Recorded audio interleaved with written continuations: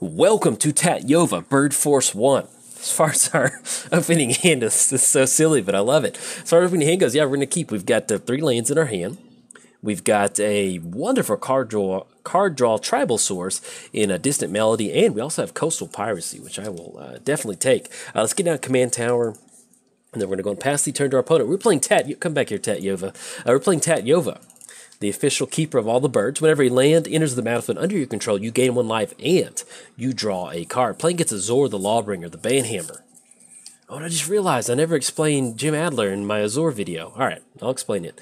Let's get down Island, and then anything else will pass the turn. So, if you saw my Azor video, I didn't explain Jim Adler. So Jim Adler is a injury lawyer here in the Dallas area, and he has this stupid commercial where he just yells. He's like, "Injured by big rig, call Jim Adler. I'm the tough hammer, the Texas hammer." I mean, it's just dumb and loud and just crazy. Anyway, I remember, he's been around since I was a little kid. I would watch his commercials when I was at home from school during the summer. And there was one day I was just like, hey, you know what? Like, eventually he's going to have to retire. I don't have to hear him yelling at me anymore. And then recently, within the last year or two, let's go for Temple of Mystery. Let's get that down. And we're going to get the scry going, the scurry, the fever. Let's see. Field of Ruin. Yeah, we're going to put that on top. You want to hold on to a fetch land for a Tatyova, so we'll definitely put that on top of our library, and then anything else will pass the turn. But yeah, so I got to this point where I was like, all right, eventually he's going to retire, and I don't have to have him yelling at me anymore. Anyway, his son became a lawyer, and his son has joined him in on the commercials too, so I've got another lifetime of a Adler family lawyer yelling at me to call them if I ever injured in a big rig, so just giving you a heads up. We're playing Tatyova. You gain a life and land enters the battlefield. Playing against Azor, the Banhammer. So, I do apologize. It's the day late, but at least I'm going to explain why Azor reminds me of the Banhammer or Jim Adler. That is exactly why. Whenever Azor enters the battlefield, each player can't cast instant or sorcery spells during that player's next turn. Then, whenever Azor attacks, you may pay Sphinx Revelation. If you do, draw a bunch of cards and gain a bunch of life. Our opponent will end up going for a Trophy Mage. So let's get that reveal zone popped up and see what they're going to be searching up. What's in store for us? Might be some sort of blank and blank. But we'll see. Coalition Relic. All right, so I'm going to play it safe and go for a little bit of ramp. Let's get that popped down just a little bit. Now, they did get down Wasteland, so hopefully, fingers crossed, they're not going to be super proactive with that Wasteland. I can't imagine them being too proactive with it, not hitting a ton of lands. In fact, if we want to go for Field of Ruin right now, yeah, just to kind of, that's going to give them another code source. Yeah, I'm fine with that. So let's get down Field of Ruin. And that way we can both get in a land and we don't have to worry about some random wasteland stuff. Let's go and grab we've got a ton of blue in our hands, so we're going to grab an island, and they'll be able to grab a plains off of that, more than likely, once they get that plains down. But yeah, we don't have to worry about any sort of wasteland shenanigans now, so I kind of like that.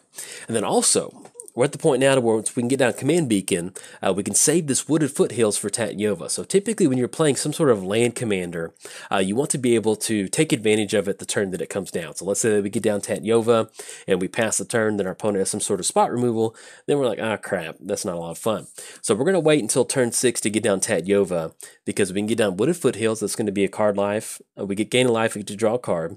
And then let's say that our opponent does some sort of instant speed action, we can at least crack Wooded Foothills in response to that and still end up with a card draw in response to some spot removal. So you always want to kind of set it up to where you can kind of make sure you get some sort of value from that commander, especially with Omnath, Locus of Rage, something like that. You want to make sure you can take advantage of it. So it's going to be 1, 2, 3, 4. Let's get down Command Beacon. And I guess at this point right now, Coastal Piracy. Actually, we can go for Thieving Magpie, and that'll be an extra card draw for next turn. Yeah, let's do that. I'm sure our opponent's going to be like, do what?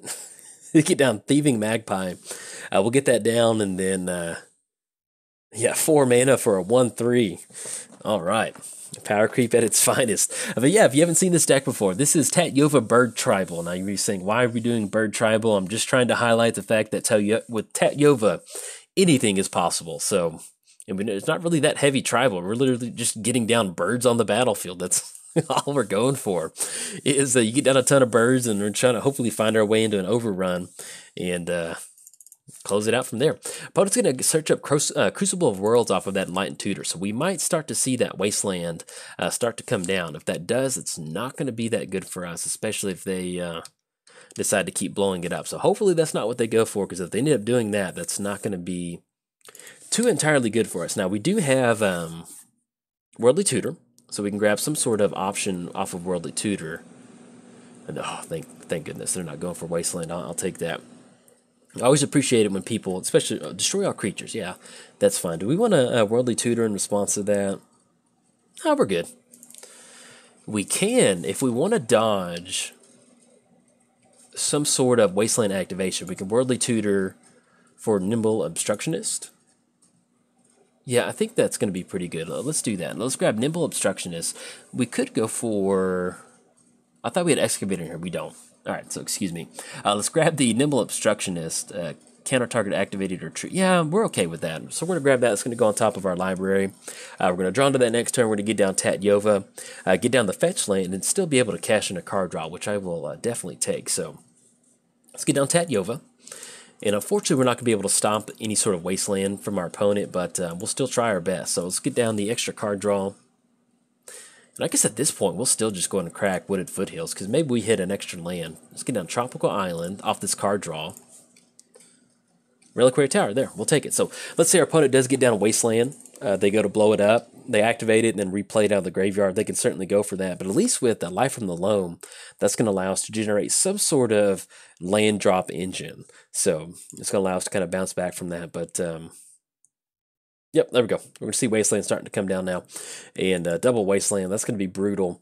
If we can get Wayward Swordtooth, maybe we should have grabbed Wayward Swordtooth instead of Nimble Instructionist now that I think about it.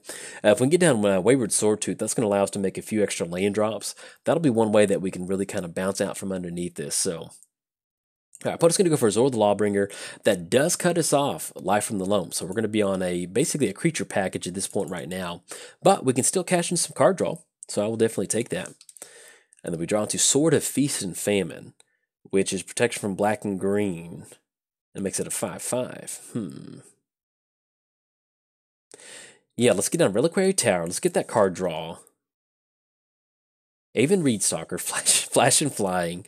And so we can go for 1, 2, 3. Yeah, we can't get down Sword and go for Nimble. So I think at this point, what we're going to do is simply just go ahead and pass the turn. Yeah, and then see if we can't survive this this Wasteland out of the graveyard. The good thing now is that it's not double Wastelands per turn now. We can still survive a late Wasteland activation. And then hopefully with Life from the Loam, that'll allow us to grab this fetch land and really kind of bounce back from getting that Wasteland from our opponent. Now, we do have to watch out for Azor. We are on basically about a 4-turn clock with Azor whenever they swing in. If they tap out for a really nice Sphinx Revelation, that's going to be... And actually, if they end up going for a really nice Sphinx Rev, we might end up just straight up going for Nimble Obstructionist.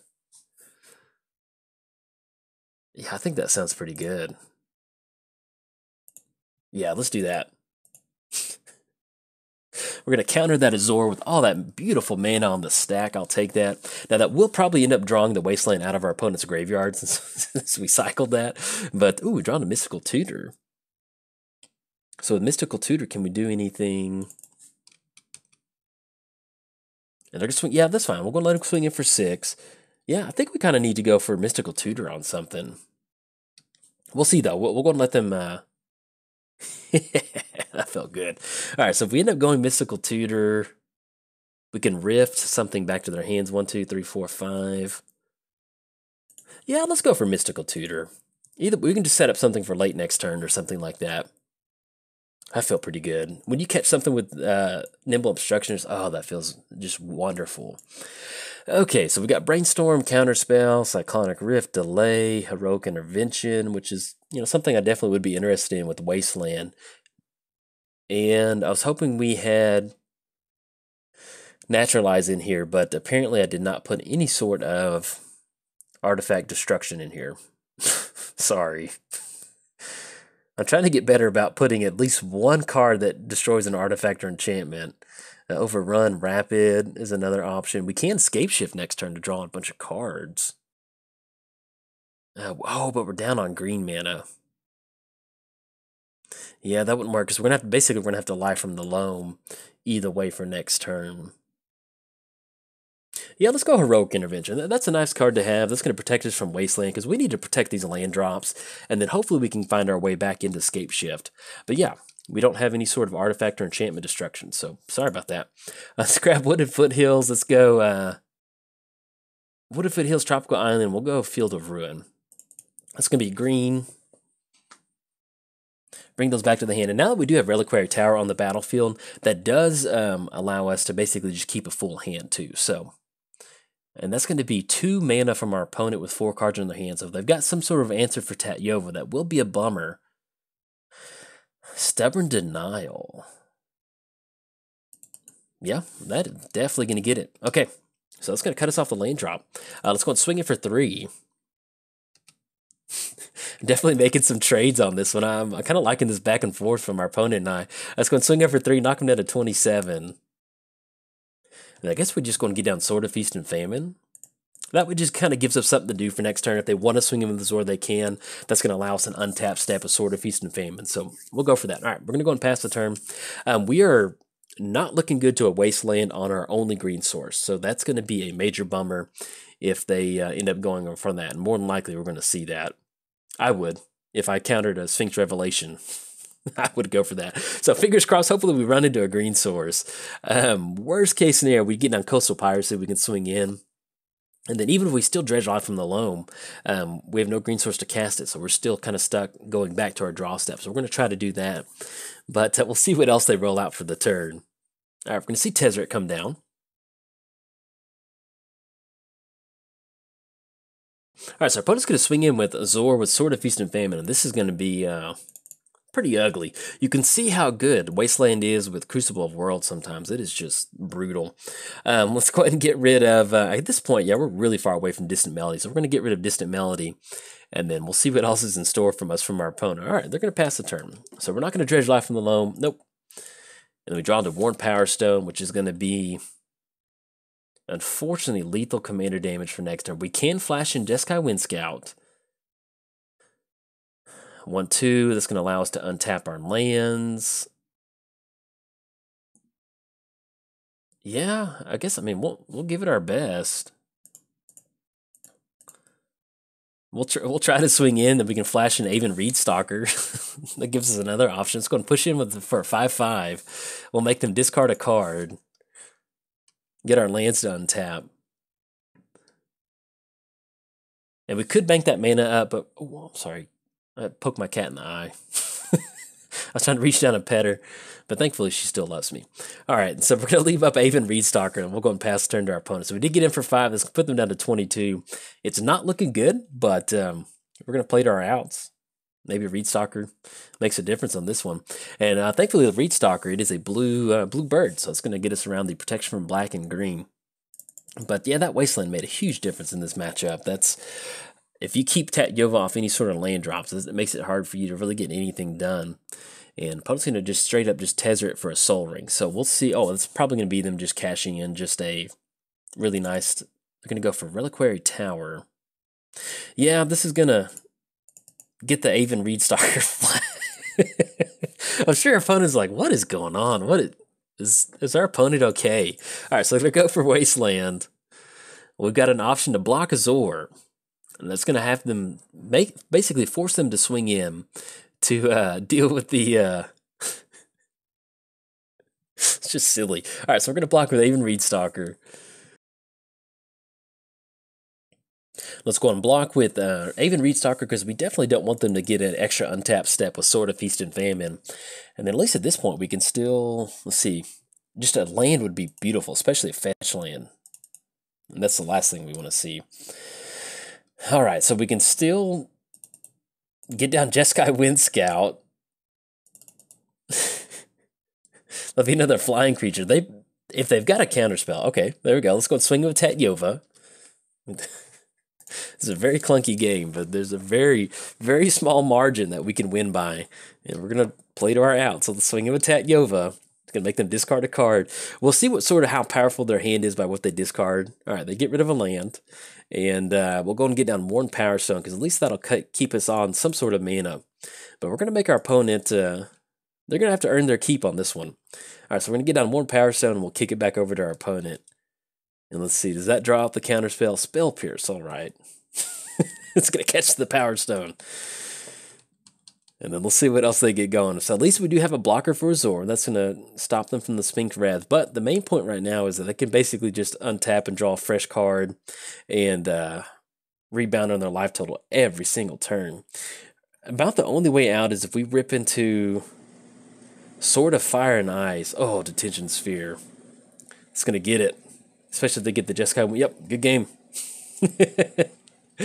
we were definitely on borrowed time on this one, so good game to our opponent. They're going to be able to swing in with the Azor. That will be total commander damage, and the Banehammer is going to get it. So you can hear that Jim Adler story. And I'll probably end up posting this video up simply for that Jim Adler story, because that's always a funny thing for me. Fractured Identity on double Sword of... Yeah, I've got to post this video up. Look at this. That is beautiful showing by our opponent. Good game. And then they're going to be able to get in, make us double discard, but that'll be double commander damage. We got a... And how beautiful is that to close out an Azor the Lawbringer law commercial where he's holding 2 Swords of Feast and Famine, telling him to call you if you got injured by a big rig. So, anyway, that's going to wrap it up for today's video. If you enjoyed the video, sorry we didn't get a lot of birds going. I always try to get birds going with that deck, but our opponent got a pretty nice showing from Azor, and so I kind of want to post it up for the Azor fans out there. So if you enjoyed the video, like and subscribe. Thanks. Bye.